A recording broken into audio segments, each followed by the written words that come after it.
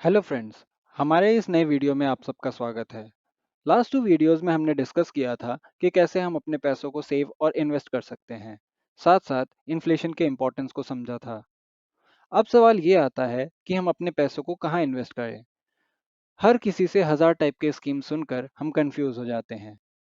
आइए इस वीडियो में जानते हैं कि हम अपने फाइनेंशियल प्लानिंग कैसे कर सकते हैं, किसको अपने पैसे कहाँ इन्वेस्ट करने चाहिए और क्यों।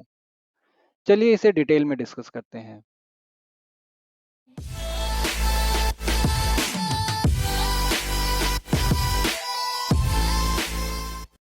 कोई भी इन्वेस्टमेंट स्कीम या इंस्ट्रूमेंट कैसा है ये डिपेंड करता है हमारे 4 मेन पॉइंट्स पे। रिटर्न कितना देगा, इसमें रिस्क कितना है, हमारा टाइम फ्रेम ऑफ इन्वेस्टमेंट कितना है और हमारा फाइनल गोल क्या है। स्टार्ट करते हैं हम रिटर्न से। हम अक्सर पास्ट रिटर्न्स देखकर ये प्रेडिक्ट कर लेते हैं कि फ्यूचर में भी हमें सेम टाइप का रिटर्न मिल जाएगा। ऐसे में मोस्ट ऑफ द टाइम हमारी एक्सपेक्टेशंस फेल हो सकती हैं। ऐसा हो सकता है जो स्टॉक, म्यूचुअल फंड या स्कीम लास्ट कुछ टाइम से अप ट्रेंड हो, वो फ्यूचर में स्लो डाउन हो जाए और रिटर्न्स रिड्यूस हो जाएं। इन्वेस्ट करने के लिए हमारे पास बहुत सारे ऑप्शंस अवेलेबल हैं, और अगर बस रिटर्न्स के बेसिस पे हमें इन्वेस्ट करना हो तो हम इन ऑप्शंस को प्रेफरेंस वाइज ऑप्ट कर सकते हैं। यहाँ आप देख सकते हैं कि मैक्सिमम रिटर्न डायरेक्ट इक्विटी में मिलता है। कुछ अच्छे स्टॉक्स लॉन्ग टर्म में इससे भी बेटर परफॉर्म करके दे सकते हैं।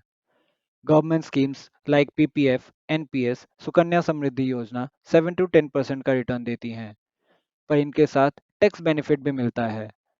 कुछ पर्टिकुलर टैक्स स्लैब्स के लिए ये ज़्यादा बेटर ऑप्शंस हो सकता है। पर बस रिटर्न्स के बेसिस पे अपने इन्वेस्टमेंट ऑप्शंस को चूज करना कभी भी एडवाइजेबल नहीं होता है। इसलिए हमारा नेक्स्ट फैक्टर बहुत इंपॉर्टेंट है, रिस्क। एक बहुत बड़ा मिसकंसेप्शन ये है कि जितना ज़्यादा रिस्क उतना ज़्यादा रिटर्न, जबकि सही स्टेटमेंट ये है कि जितना ज़्यादा रिस्क उतना ज़्यादा रिटर्न पोटेंशियल या संभावना। इसकी कोई गारंटी नहीं है कि अगर आपने बहुत रिस्क लेकर इन्वेस्ट किया है तो आपको बहुत ज़्यादा रिटर्न मिलेंगे। ऐसा भी हो सकता है कि रिटर्न्स काफ़ी मिनिमल हो।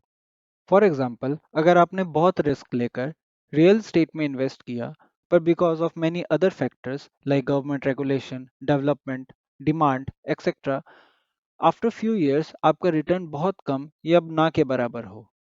अगर रिस्क के हिसाब से कंपैरिजन किया जाए तो सेफेस्ट ऑप्शन सेविंग्स अकाउंट या एफडी होंगे। बट जैसा हमने पिछले वीडियो में डिस्कस किया था, एफडी एंड सेविंग्स में रिटर्न इन्फ्लेशन तक को बीट नहीं कर सकते हैं। सबसे रिस्की इन्वेस्टमेंट डायरेक्ट इक्विटी में इन्वेस्ट करना है, बिकॉज स्टॉक मार्केट की वॉलेटिलिटी बहुत सारे फैक्टर्स पर डिपेंड करती है। उससे कम रिस्क इक्विटी म्यूचुअल फंड में है, बिकॉज उसे at least financially sound fund manager manage करता है, जो एक ग्रुप ऑफ स्टॉक्स में इन्वेस्ट करके हमारे रिस्क को मिनिमाइज करता है। वहीं डेट म्यूचुअल फंड भी बहुत कम रिस्क वाला इन्वेस्टमेंट है। इसमें हमारे पैसे government securities, corporate bonds, government bonds में इन्वेस्ट होते हैं।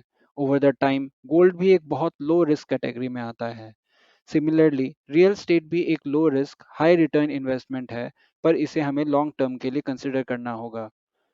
Government schemes like PPF, NPS, Sukanya Samriddhi Yojana very low risk category में आते हैं, पर इनके साथ एक प्रॉब्लम इन्वॉल्व है जिसे हम नेक्स्ट टॉपिक में डिस्कस करेंगे, जो कि है टाइम फ्रेम। इस बीच अगर आप लोगों को हमारा ये वीडियो पसंद आ रहा है तो please press the like button, और हमारे इस चैनल को सपोर्ट करने के लिए please subscribe and press the bell icon. Time frame एक बहुत इंपॉर्टेंट फैक्टर है, बिकॉज टाइम फ्रेम अगर कम हो तो हम ज़्यादा रिस्क नहीं ले सकते।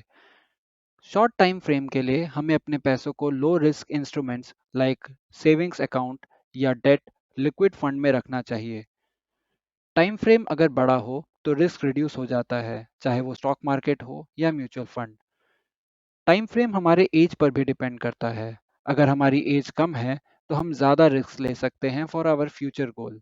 गवर्नमेंट स्कीम्स में इन्वेस्ट करना इसलिए भी सेफेस्ट है, बिकॉज इन सब में एक लॉक इन पीरियड होता है, लाइक पीपीएफ के लिए 15 ईयर्स, एनपीएस के लिए टिल रिटायरमेंट, सुकन्या समृद्धि योजना के लिए 21 ईयर्स, या जब तक आपकी बेटी 18 साल की नहीं होती।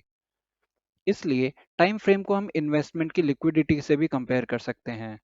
Government scheme and real estate liquid investments नहीं है। आप अपने पैसों को 1 मंथ के लिए इन्वेस्ट करके रिडीम नहीं कर सकते। अब आता है हमारा last important factor, goals for investment. पहले डिस्कस किए सारे फैक्टर्स हमारे गोल्स पे डायरेक्टली डिपेंड करते हैं। हमारी रिस्क टेकिंग कैपेसिटी कितनी होगी, ये इस बात पे डिपेंड करता है कि हमारे टारगेट फिक्स्ड हैं या फ्लेक्सिबल। अगर हमारे टारगेट फिक्स्ड हैं, लाइक हायर एजुकेशन या बच्चों की शादी, जिसके लिए डेडलाइन और बजट फिक्स्ड है, तो हम ज़्यादा रिस्क नहीं ले सकते हैं। वहीं अगर हमारा टारगेट कार खरीदना है या फॉरेन ट्रिप पे जाना है, जिसके लिए कोई फिक्स डेट नहीं है या बजट भी ऊपर नीचे हो सकता है, तो हम अपना रिस्क भी इंक्रीज कर सकते हैं। इन सभी पॉइंट्स को अच्छे से समझने के बाद हमें इन्वेस्टमेंट प्लानिंग करने की ज़रूरत है। सबसे अच्छा तरीका है अपने इन्वेस्टमेंट में डाइवर्सिफिकेशन लाना। Never put all your eggs in one basket वाली कहावत तो सबने सुनी होगी। हम अगर अलग अलग इंस्ट्रूमेंट में हमारी risk taking capacity, target, time frame के हिसाब से अपने एसेट को एलोकेट करें, तो शायद रिटर्न हमें ज़्यादा मिलेगा और रिस्क भी कम होगा। ऐसे ही और वीडियोस के लिए प्लीज़ हमारे चैनल को सब्सक्राइब कीजिए, और अगर ये वीडियो अच्छा लगा तो प्लीज़ अपने फ्रेंड्स के साथ शेयर कीजिए। Thank you everyone for watching.